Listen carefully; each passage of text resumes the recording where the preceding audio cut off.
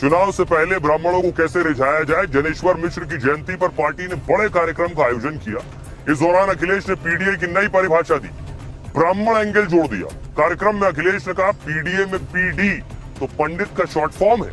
अखिलेश यादव ने सरकार पर ब्राह्मणों पर जुल्म का आरोप लगाया। समाजवादी पार्टी ने कार्यक्रम को प्रबुद्ध जन सम्मेलन का नाम दिया था। इसमें समाजवादी पार्टी के ब्राह्मण नेता और कार्यकर्ता शामिल हुए। साथ ही काशी, मथुरा और अयोध्या से संत विद्वानों को भी बुलाया गया था। यूपी में करीब 7% ब्राह्मण वोटर हैं, जो 115 सीट पर हार जीत तय करते हैं।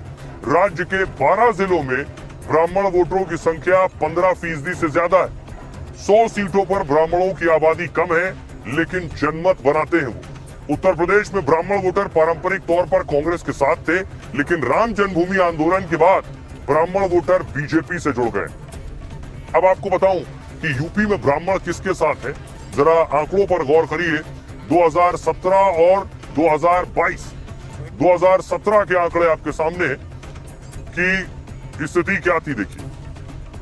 2017 में बीजेपी के साथ 83% ब्राह्मण थे और उसके बाद देखिए 2022 में बीजेपी के साथ 89% ब्राह्मण हुए। वहीं समाजवादी पार्टी के साथ 2017 में 7% थे और 89% बीजेपी के साथ आ गए 2022 में, और समाजवादी पार्टी के साथ 7% थे 2017 में और 2022 में थे 6%।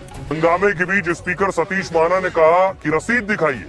इसके साथ ही वो सदन में भावुक भी हो गए, क्योंकि वो बहुत कोशिश कर रहे थे कि वो विधायकों को समझाएं।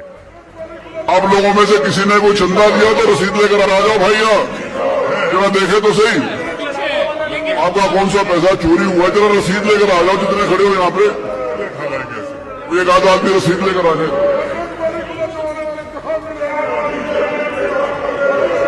अनिल प्रधान उनमें पैदा भी नहीं हुए थे जब मंदिर बना था।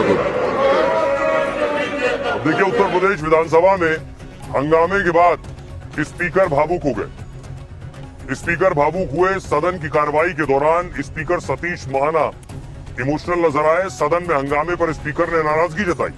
स्पीकर ने कहा मेरे राजनीतिक जीवन का अंतिम चरण है, अब उन्हें इस पर गंभीरता से विचार करना होगा। वो विधानसभा अध्यक्ष की कुर्सी के योग्य है या नहीं।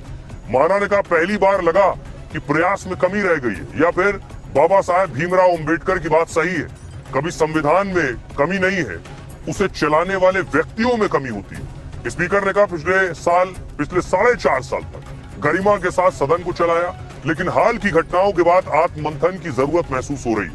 मौजूदा सत्र में चढ़ावा चोरी के मुद्दे पर एसपी ने हंगामा किया था और समाजवादी पार्टी के विधायक सचिन यादव को पूरे सत्र के लिए सस्पेंड किया गया। समाजवादी पार्टी ने इसको लेकर सवाल उठाए थे।